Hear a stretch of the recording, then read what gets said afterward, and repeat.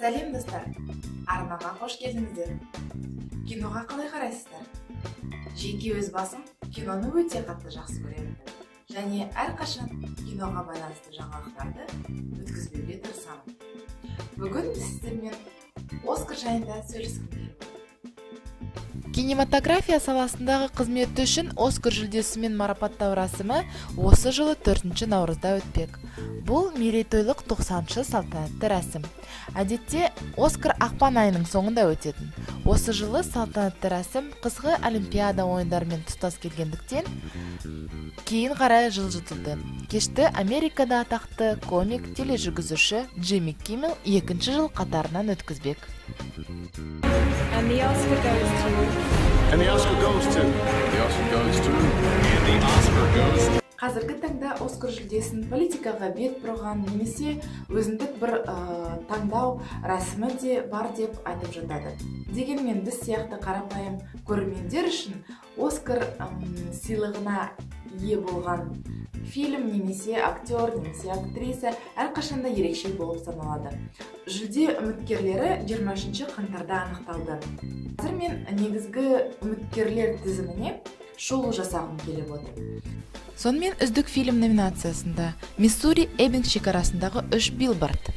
Итак, Милдред Хейс, зачем вы арендовали эти билборды? Мою дочь Анжелу убили 7 месяцев назад. Похоже, полиции больше по душе кошмарить чернокожих, чем заниматься реальными преступлениями. Это что еще такое? Мені өз атыңмен ата.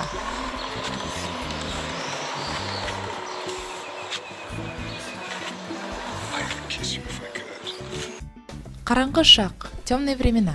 Нас ждет неминуемое поражение на суше, полный разгром армии и неизбежное вторжение.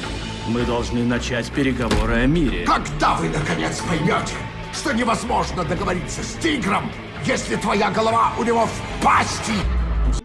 Аулақ, прочь фильмы. Кстати, Что? они знают, что я черный. А надо? Может, стоит предупредить?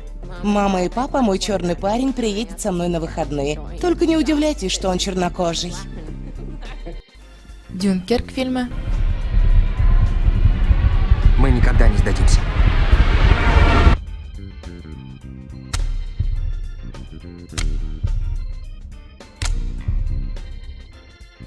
Леди Бёрд. Хочу на восточное побережье. В культурное место. Как такой сноп у меня вырос. Или хотя бы в Коннектикут или Нью-Гэмпшир, где в лесу живут писатели. Все равно не поступишь. Мам, к тебе прямая дорога в училище. С твоим-то отношением к учебе. Потом в тюрьму, а потом опять в училище. И тогда, может, образумишься и начнешь своей головой думать. Елес Жип, призрачная нить. Осуществил мои мечты. И взамен я дала ему то, чего он жаждал более всего на свете. Всю себя без остатка. Құпия хабарлама, Ты секретное говоришь о досье. разглашении государственных тайн. Это законно? А чем мы здесь на кусок хлеба зарабатываем? Бен, возможно, я что-то раскопал. Должно быть ценный груз. Всего лишь государственные секреты. Су бейнесі. Племена форма воды. Амазонии поклонялись ему как богу. Освободить его? Ты в своем уме? Нет! Надо его вскрыть и выяснить, как он устроен. Я не стану губить это прекрасное разумное создание. Ал енді келесі үміткерлерді айтатын болсақ, үздік режиссер үміткерлеріне Кристофер Нолан Дюнкерк фильмі үшін үміттенеді. Сонымен қатар Джордан Пил Аулақ фильмі үшін, Грета Гервиг Леди Бёрд фильмі үшін, Пол Томас Андерсон Елес Жіп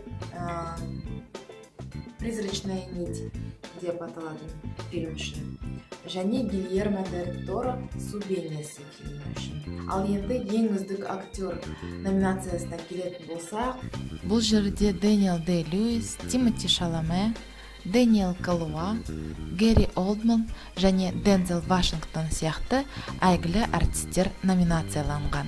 үздік актриса үміткерлеріне келетін болсақ, Ол Су бейнесі фильмінде Элайза Эспозито рөлін сомдаған Салли Хокинс.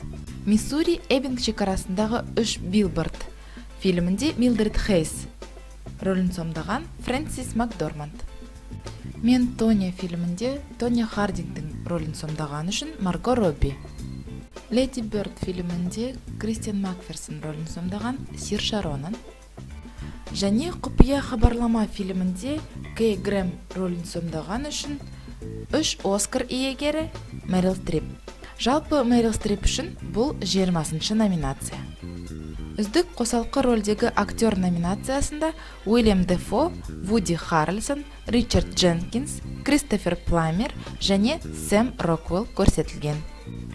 Үздік қосалқы рөлдегі актриса номинациясында Мэри Джей Бладж, Элисон Дженкинс, Лесли Менвилл, Лори Меткалф және Октавия Спенсер көрсетілген. Толық метражды үздік анимациялық фильм тізіміне мына шығармалар кіріп отыр. Кішкентай босс, Табыскер, Коко, Фердинанд, Сүйдім Винсент. Жалпы номинациялар санына келетін болса, Су бейнесінде 13 номинация, Дюнкеркте 8 номинация, Миссури Эббинг шекарасындағы 3 билбордта 7 номинация, Қараңғы шақ және Елес жіп фильмдерінде 6 номинацияда, Леди Бёрд Бегущий по лезвию 20-49 фильмдерінде 5 номинацияда, Мені өз атыңмен ата, Аулақ, Мадбаунд фермасы, Жұлдыздар соғыс соңғы джедай фильмдерінде 4 номинацияда, Беби Драйвер, Мен Тоня фильмдерінде 3 номинацияда, ал Хабарлама, Сұлу мен Құбыжық, Коко, Виктория мен Абдул фильмдерінде 2 номинацияда. Сіздер қалай ойлайсыздар? Кім үздік фильм атағына ие болады? Кім үздік актер немесе актриса немесе анимациялық фильм атағына ие болады? Өз пікірлеріңізді осы видеоның астында міндетті түрде жазып кетіңіздер. Егер осындай форматтағы видеолар сіздерге ұнаса, міндетті түрде өздеріңіздің лайктарыңыз арқылы мені қолдауларыңызды сұраймын. Менімен бірге болғандарыңызға көп рахмет. Келесі кездескенше сау сәлеметте болыңыздар.